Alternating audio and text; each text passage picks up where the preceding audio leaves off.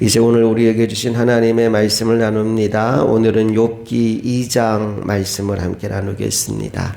욥기 2장 1절부터 마지막 절까지 교독해서 보겠습니다. 또 하루는 하나님의 아들들이 와서 여호와 앞에 서고 사탄도 그들 가운데 와서 여호와 앞에 서니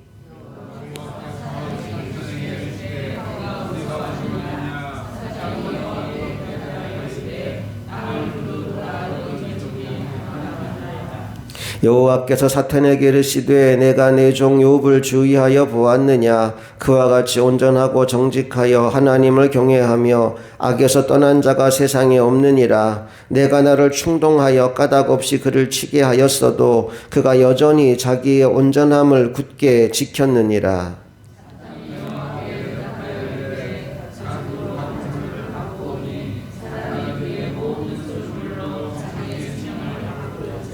이제 주의 손을 펴서 그의 뼈와 살을 치소서. 그리하시면 틀림없이 주를 향하여 욕하지 않겠나이까.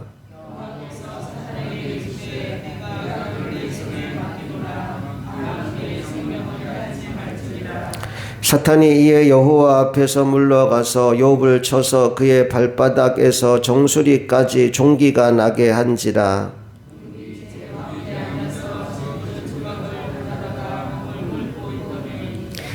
그의 아내가 그에게 이르되 당신이 그래도 자기의 온전함을 굳게 지키느냐. 하나님을 욕하고 죽으라.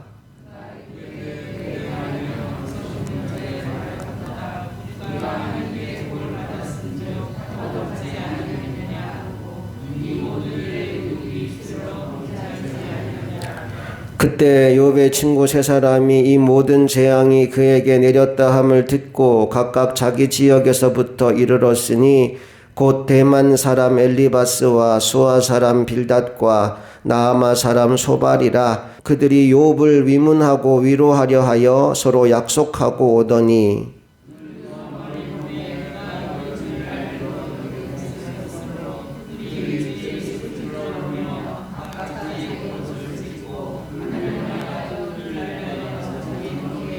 함께 읽습니다. 밤낮 7일 동안 그와 함께 땅에 앉았으나 욥의 고통이 심함을 보므로 그에게 한마디도 말하는 자가 없었더라. 아멘. 욥기 2장을 보면 다시 한번 저 하늘 위에서 일어나는 어떤 천상의 회의장을 우리에게 보여주는 것으로 말씀이 시작되지요. 말씀을 보니까 사탄이 또다시 하나님 앞에 등장합니다. 그때 하나님이 이렇게 말씀하셔요. 야, 욥이 참 훌륭하지 않느냐. 그 어려움을 당했는데도 불구하고 그가 끝까지 고난 가운데서도 믿음을 지키고 있는 거 너도 봤지? 훌륭하지? 라고 사탄에게 얘기합니다. 그랬더니 사탄이 뭐라고 하는 거 아니? 하나님 아직 몸이 건강하니까 그런 소리 하는 겁니다. 만약 욥이 몸이 아프게 되면 자신의 몸이 상하게 되면 욥도 하나님 욕하게 될 겁니다. 라고 또다시 도발을 하게 되지요. 5절 말씀 우리 다시 한번 읽어볼까요? 시작. 이제 주의 손을 펴서 그의 뼈와 살을 치소서. 그리하시면 틀림없이 주를 향하여 욕하지 않겠나이까.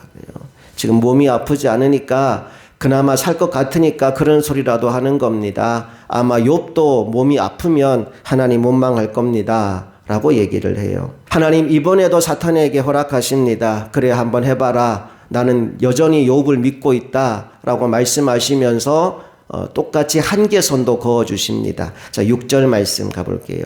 시작. 여호와께서 사탄에게 이르시되 내가 그를 내 손에 맡기노라. 다만 그의 생명은 해하지 말지니라.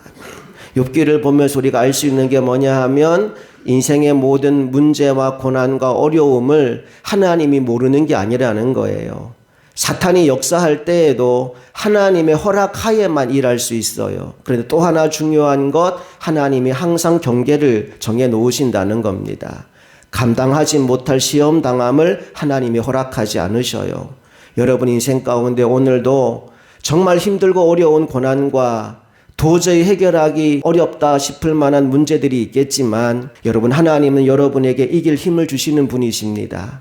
그 문제 때문에 낭망하고 좌절하는 것이 아니라 그 문제를 가지고 하나님 앞에 가서 기도함으로 하나님의 능력 가운데 승리의 자리에서는 우리 모두가 될 수 있기를 간절히 소망합니다. 오늘 욥의 이 고난의 상황들을 보면서 아브라함도 떠올랐어요. 하나님 아브라함에게 그렇게 말씀하시잖아요.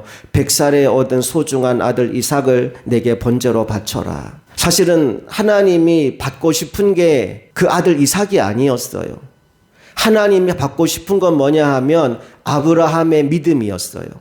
하나님을 향하여 온전히 순종할 수 있고 믿음으로 살아가는 그 모습을 보고 싶었어요. 근데 아브라함이 진짜 그렇게 해요. 사실 100살에 얻은 그 귀한 아들을 내가 죽여서 하나님께 번제로 드린다는 건 인간으로서는 도저히 할 수 없는 일입니다. 그런데 아브라함은 하나님을 믿었어요. 내가 내 칼을 들어 내 아들을 죽일지라도 하나님은 다시 살려주실 것이다. 왜냐하면 약속의 아들로 주셨으니까. 하나님을 신뢰하는 믿음 때문에 아들을 데리고 모리아산까지 올라가는 겁니다. 그리고 칼을 들어 아들을 죽이려고 하는 그 순간에 하나님이 다급하게 그를 부르지요. 아브라함아, 아브라함아, 멈춰라. 내가 이제야 내 마음이 어떠한지, 내 믿음이 어떠한지 알겠다. 라고 말씀하시면서 이삭을 죽게 하는 것이 아니라 수풀에 미리 준비해 놓은 숫양을 하나님이 끌고 와서 여호와 이레 하나님, 아브라함을 위해 미리 준비하신 하나님의 은혜를 경험하게 만듭니다. 여러분, 하나님은 여러분이 죽고 망하는 것을 기뻐하시는 분이 아니라 여러분의 믿음을 보시기를 원하시는 분이며 여러분을 통하여 더 놀라운 일들을 이루어 가기를 꿈꾸시는 분이십니다. 그러므로 인생의 문제와 고난 가운데 좌절하고 낭망하여 무너지는 인생이 되지 말고 그 모든 문제를 통하여 하나님께 더 가까이 나아가고 하나님께 인정받는 믿음의 사람들이 될 수 있기를 주님의 이름으로 축복합니다. 자, 이제 욥에게 또 한 번 이해할 수 없는 고난이 찾아옵니다. 이제 그의 온 몸에 종기가 나는데 기와장을 가지고 긁어도 시원치 않을 만큼 가려움을 견딜 수 없는 상황이 그에게 찾아옵니다. 그 모습을 지켜보다 못한 욥의 아내가 그냥 하나님 욕하고 죽어버리라는 아주 험한 말을 욥에게 내뱉게 되지요. 9절 말씀으로 가보겠습니다.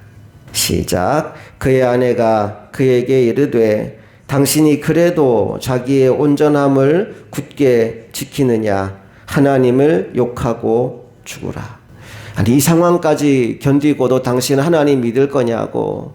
지금 재산 다 잃어버렸지, 자식들 다 죽었지, 당신도 아프지. 근데 또 하나님이냐고. 그럼에도 하나님을 믿겠냐고 한마디 하는 겁니다. 자, 그런데 욥이요, 아내의 이 말을 듣고도 하나님을 욕하지 않아요. 오히려 아내에게 이런 말로 대꾸를 합니다. 10절 말씀으로 가볼게요. 시작. 그가 이르되 그대의 말이 한 어리석은 여자의 말 같도다.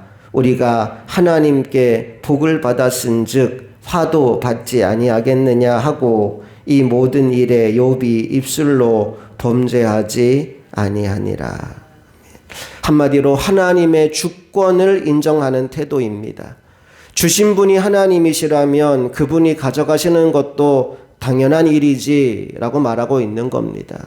사실 말은 그렇지만 쉽지 않은 이야기죠. 내가 사랑하고 내가 아끼고 내가 소중히 여기는 것들을 빼앗기는 상황에서 당연히 가져가셔도 되지요 라는 말을 할 수 있는 사람은 아마 거의 없을 겁니다. 자, 이렇게 욥이 고난을 당하고 있다는 소문이 이제 여러 지역에 퍼지게 되고 그 소문을 들은 친구 세 사람이 욥을 위로하기 위해 방문하는 것으로 욥기 2장은 끝이 나게 됩니다.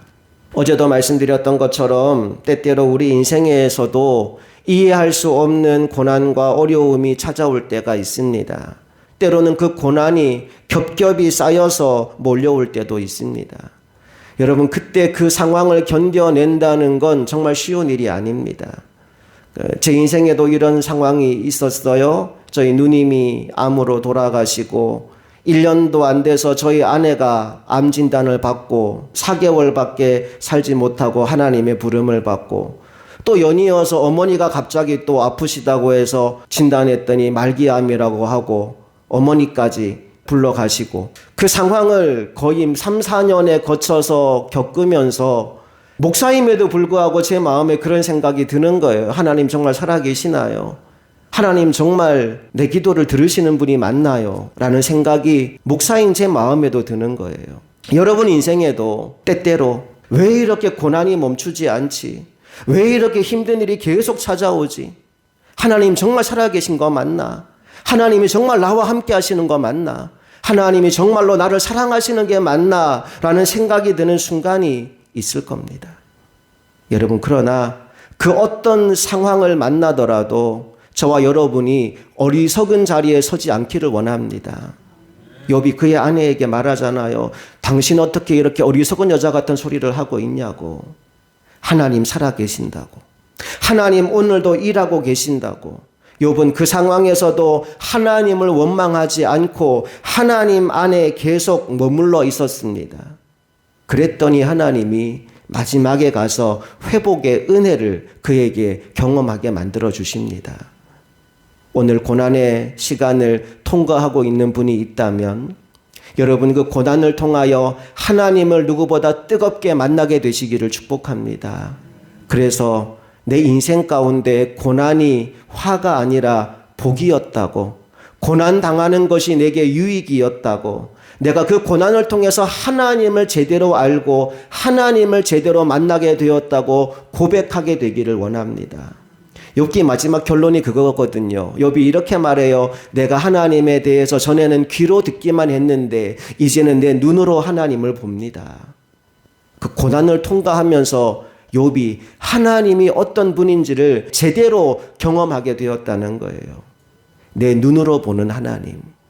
오늘 여러분 인생 가운데에도 하나님에 대하여 귀로만 듣고 살았던 누군가가 있다면 내 눈으로 보는 하나님, 내가 체험해서 만난 하나님, 오늘도 나와 함께 하시는 그 하나님을 온전히 경험하는 통로로 여러분 인생의 모든 고난과 문제와 어려움이 사용될 수 있기를 주님의 이름으로 축복합니다.